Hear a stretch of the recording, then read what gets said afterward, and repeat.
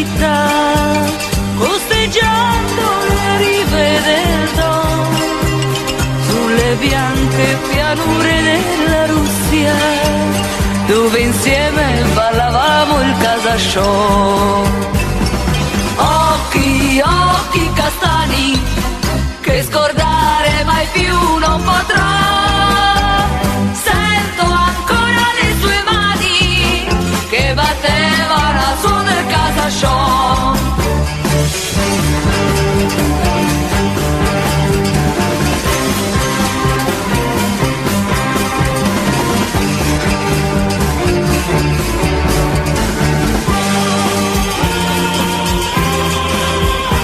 Il ricordo si perde nel tempo, ma qualcosa è rimasto di lui che ancora